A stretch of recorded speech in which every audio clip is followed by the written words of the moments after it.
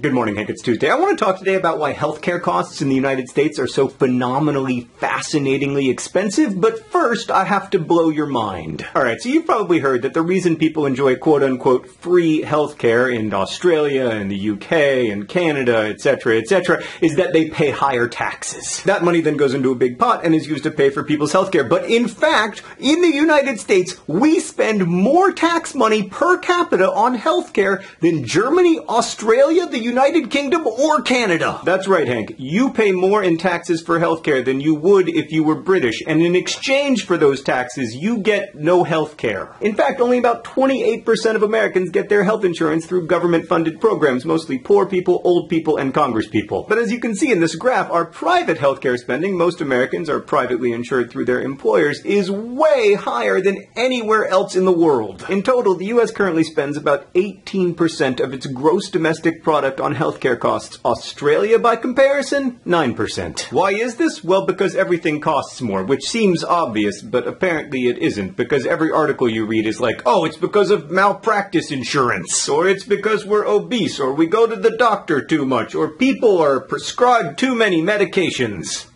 Well, not really. It's because everything costs more. A hip replacement in Belgium costs $13,000. In the US, it's often over $100,000. Colonoscopies average over $1,100 a piece in the US. In Switzerland, they're $655. And on average, a month of the drug Lipitor will cost you $124 if you live in the United States. If you live in New Zealand, $7. Now, we are also, not to brag, richer than all of these countries, so it makes sense that we should spend a little more on healthcare. But we don't spend a little more. We spend a ton more. And vitally, we don't get anything for that money, which means we are essentially paying people to dig holes and then fill those holes back up. Like we don't live longer, in fact we're 33rd in life expectancy, and in everything from asthma to cancer, according to one recent nonpartisan study, American health outcomes are not notably superior. So why are we spending all of this money for nothing? Well, first, let's discuss some of the problems that are not actually problems. For instance, the problem is not so-called overutilization, the idea that Americans go to the doctor more and get more tests and spend more time in hospitals. We know this because Americans actually go to the doctor less than Europeans and spend much less time in hospitals, although to be fair, you can stay in a Dutch hospital for 7 nights for what it costs to stay in an American one for 1 night, so no wonder we're hesitant. Also, it is not because we are sicker than other people. Everybody likes to blame obesity on our rising healthcare costs, but yet no. That argument is just not supported by data. For one thing, disease prevalence does not affect healthcare costs that much. And for another thing, while we do have more obesity in the United States, which sometimes leads to health problems, we have fewer smokers and less alcohol consumption. Really? Apparently, yes. So that saves us a little money, and if you compare us to, like, the British or the French, in the end, it's probably a wash. Hank, the truth, as usual, is complex. Like, there are obvious inefficiencies in our healthcare system. For instance, not everyone has insurance.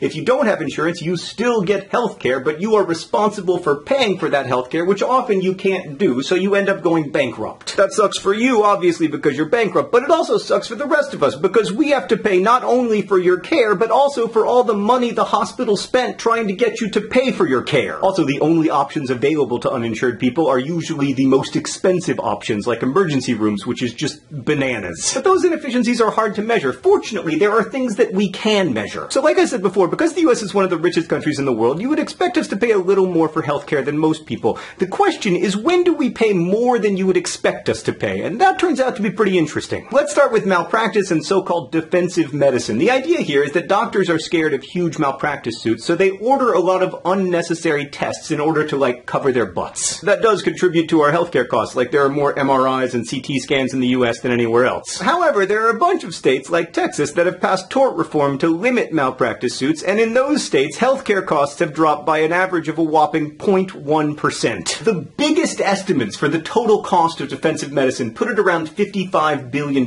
which is a lot of money, but it's only 2% of our total healthcare costs. Another smallish factor, doctors, and to a lesser extent nurses, are paid more in the United States than they are in other countries. And by my possibly faulty math, we end up spending about $75 billion more than you would expect us to there. Then we have the cost of insurance and administrative costs like paperwork and marketing and negotiating prices, all that stuff. That's about $90 billion more than you would expect us to spend. We spend about $100 billion more than you would expect on drugs, not so much because we take more of them, but because the ones that we take cost more per pill. Okay, and now for the big one. I'm going to lump inpatient and outpatient care together because in the US we do a lot of things as outpatient procedures like gallbladder surgeries that are often inpatient procedures in other hospitals. So we're just going to make it a big ball. That big ball is $500 billion more than what you would expect given the size of our economy per year.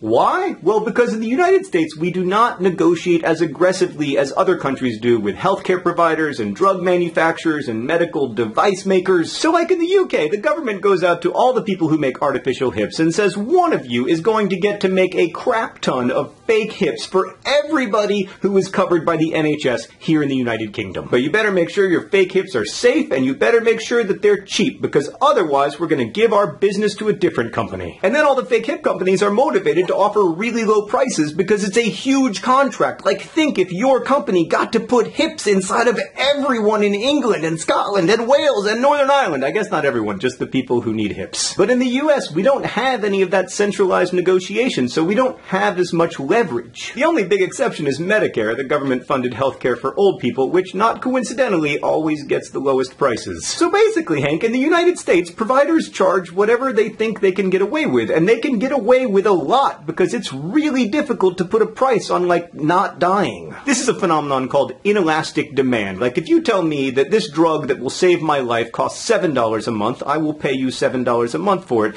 If you tell me that it costs $124 a month, I will find a way to find $124 a month to pay for it. You can't negotiate effectively on your own behalf for healthcare services because you need them, and not like you need a new MacBook Air or the new season of Sherlock, but actual physical need. I guess it is like the new season of Sherlock. So basically, Hank, until and unless we can negotiate as effectively with the people providing healthcare as Australians and British people do, U.S. healthcare costs will continue to rise faster than anywhere else in the world, and we won't get better healthcare outcomes. Hank, I know this video is long, although it could have been much longer, but I am so tired of people offering up simple explanations for what's wrong with our healthcare system. They say, oh, it's malpractice, or it's doctors who must also be business people, or it's insurance companies, or it's insane rules for who can get insurance. It's drug companies, it's government bureaucracy. It's an inability to negotiate prices. Yes, yes, yes, yes, and yes, it is all of those things and more. It is not a simple problem. There will not be a simple solution, but it is probably the biggest single drag on the American economy, and it's vital that we grapple with it meaningfully instead of just treating healthcare costs as political theater. So I hope I've at least introduced the complexity of the problem. I've put some thoroughly nonpartisan links in the doobly-doo for further reading. Hank, welcome back to the United States. As you can see, everything is peachy here. I'll see you on Friday.